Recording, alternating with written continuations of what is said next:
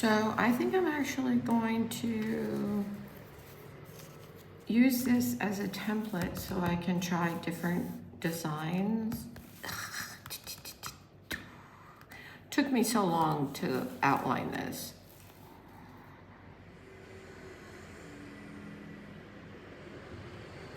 All right.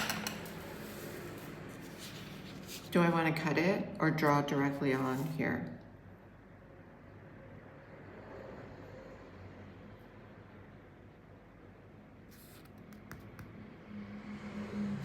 I mean, if I draw directly on here, then I can always erase.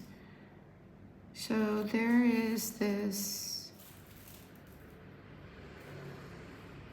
symbol like this, the diamond.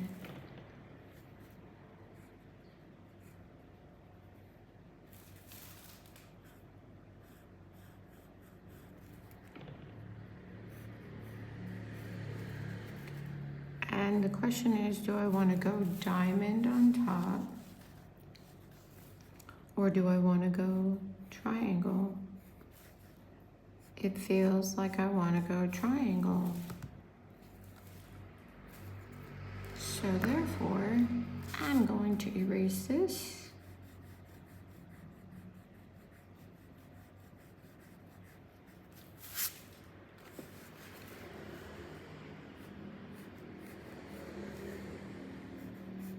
Spiky.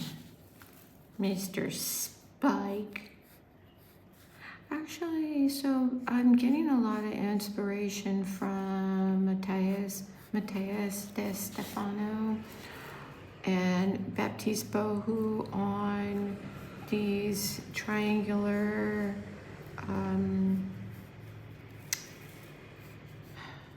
motifs that are ancient and historical in the pyramids and have a significance to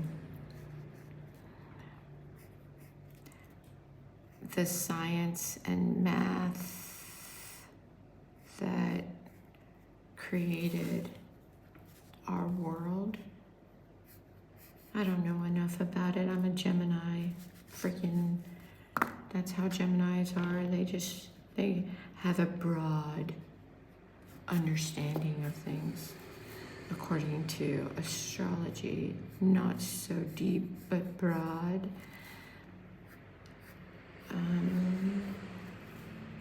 There are some things I'm pretty broad in, though.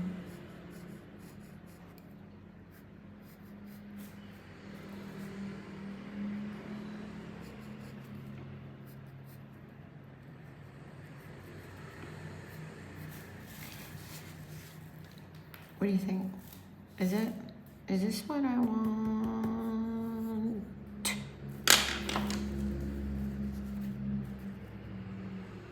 Feels.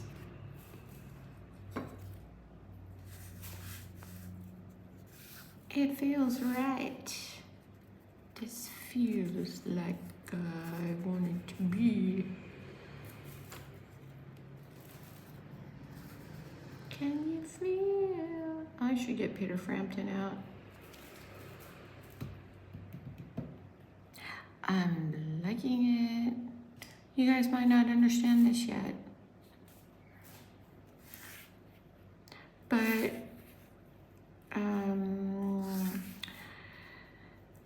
the truth is, I was not really fond of math in school, and now that I'm learning, okay, so my three favorite people right now on the planet are Mateus de Stefano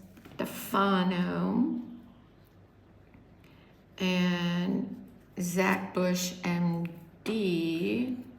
These are my three favorite great minds that I'm learning from. And Robert Edward Grant. You know, I want to just say something about Robert Edward Grant. When I listen to him, it's like home for me. because he's a polymath and he knows a lot about different sciences. But he knows a lot. He's a mathematician. That's his major strength. And so for some reason, I just love the fact that he can put this stuff that has been so complex in the world into logical mathematical equations. And in my mind, I'm going, oh, yes, this is making sense to me now, because there's math supporting the astronomy, astrology, biology. There's math supporting the science. It's just beautiful. The music. I mean, he brings in the musical notes, and everything is so mathematic. I cannot turn away from this. So my mind is just excited from all the new information that is coming through Robert Edward Grant, Zach Bush, who relinquished his practice as a medical doctor and pretty much changed my life on being seen. And now Matthias, who has shown the world his extraordinary power, actually. All right, you guys, I'm gonna go all in with this. Are you ready?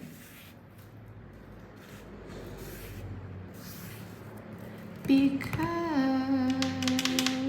I think I'm gonna use a Sharpie.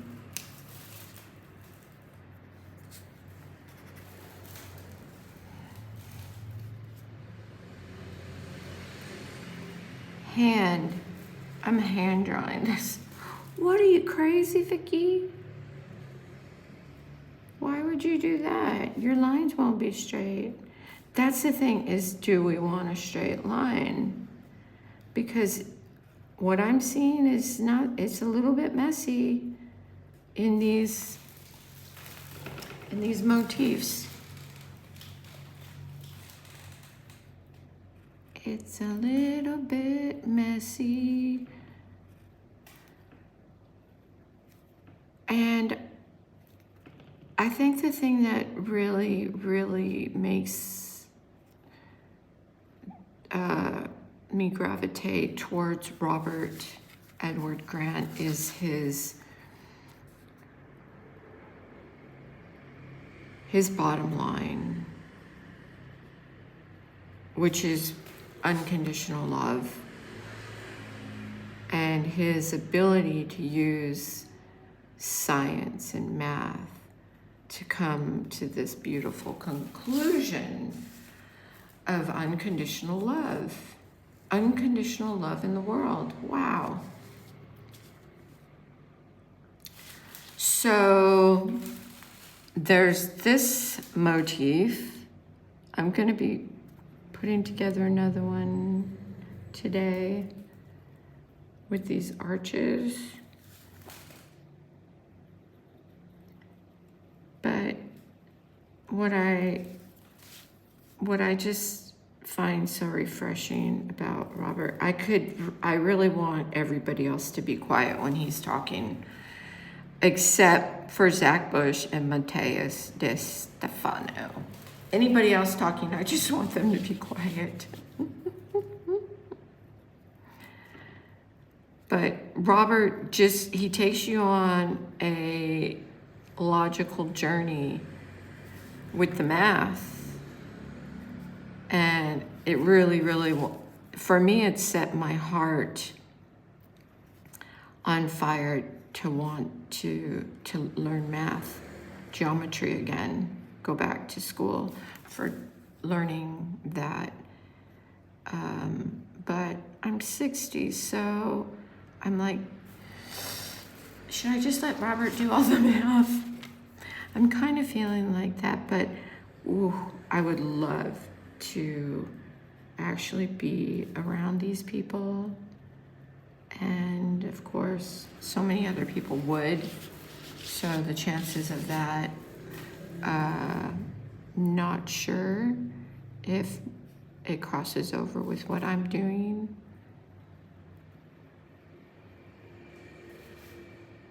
And besides knowing what they know at the end of the day, who doesn't like to look at a beautiful face?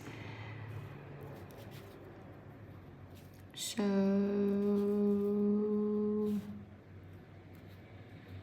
my role, I don't think, is as pivotal. I just get to suck from the flower. I don't know. I mean, maybe I'd like to be part of the tree. I feel like this may be a little bit too much, but then that's kind of what I've been after. We'll see.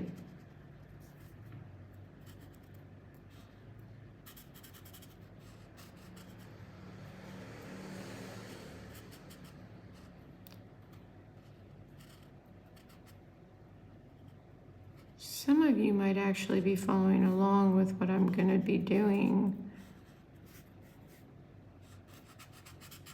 which is cool.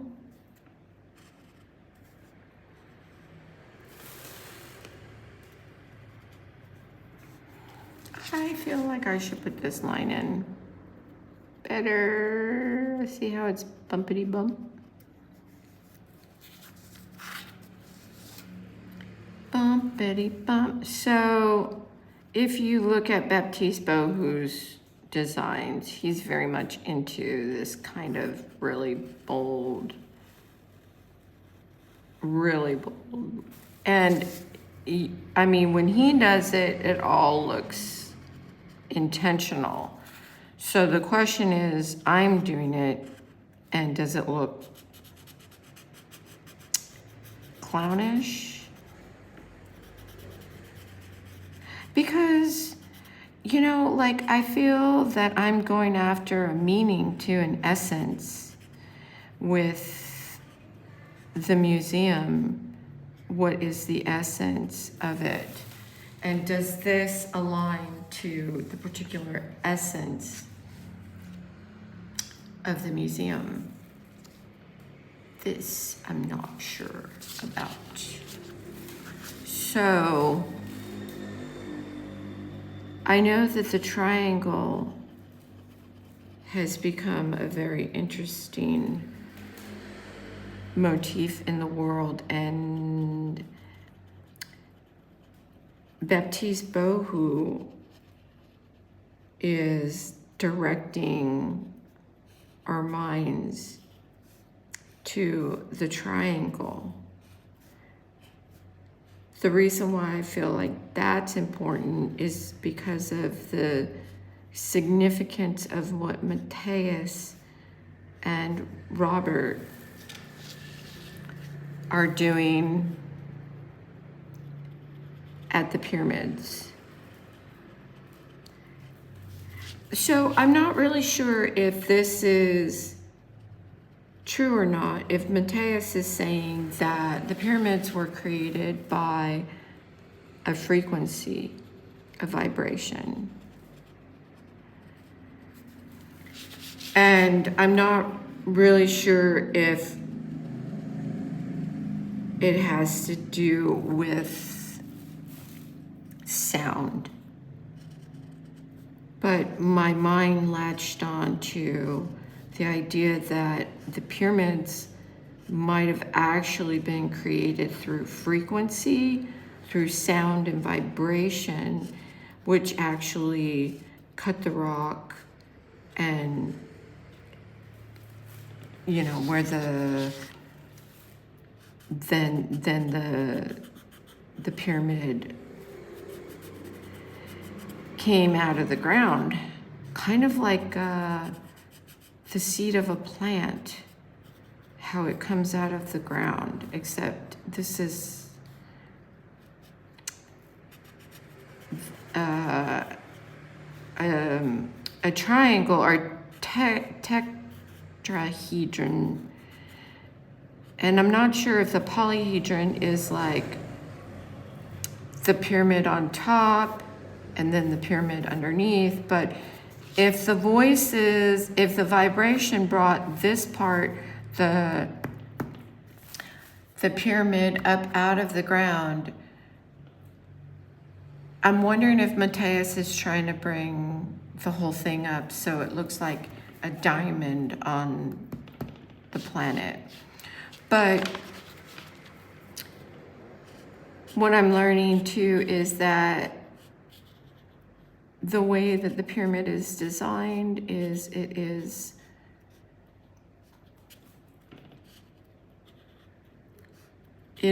to induce frequencies, vibrations. It's a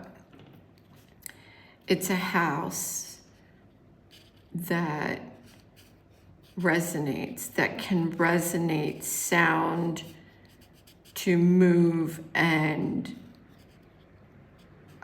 join, but to move things. So that is interesting to me because I shouldn't have put that little black line up top. Should I have? Well, yes, because this section will have a new black and white motif in it.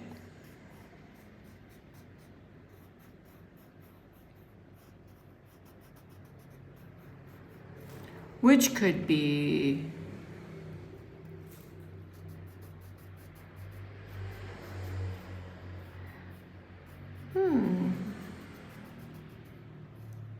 it could be the nodes.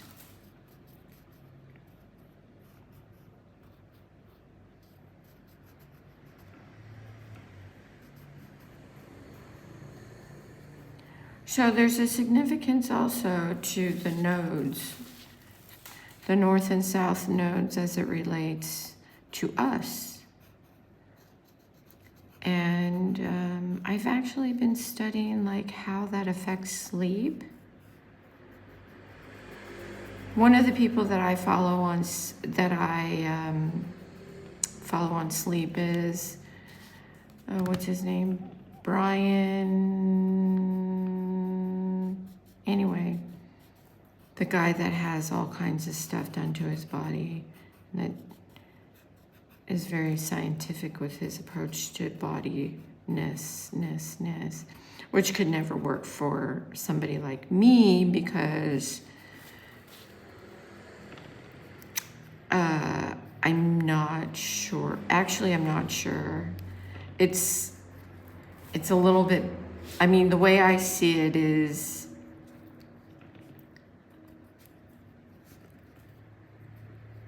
there's gaps. There's gaps in it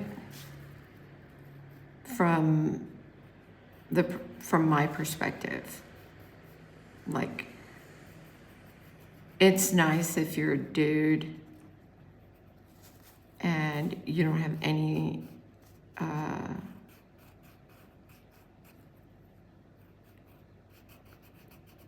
you don't have a period, you don't have a baby, you don't breastfeed, you don't have to wake up in the middle of the night, feed a baby.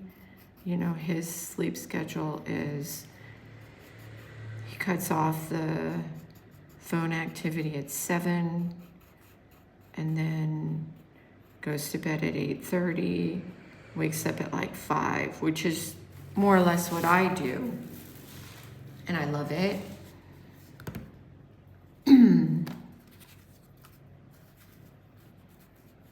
Ooh, now we're talking, right?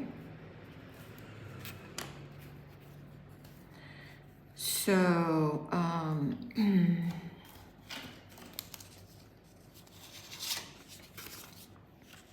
this here.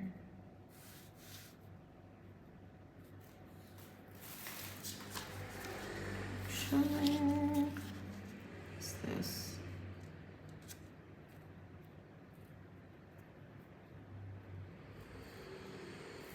How are you guys feeling about this? Because this is actually what I've been after. Something a little bit like this. Is it good? I think this is better. I think this is better than yesterday.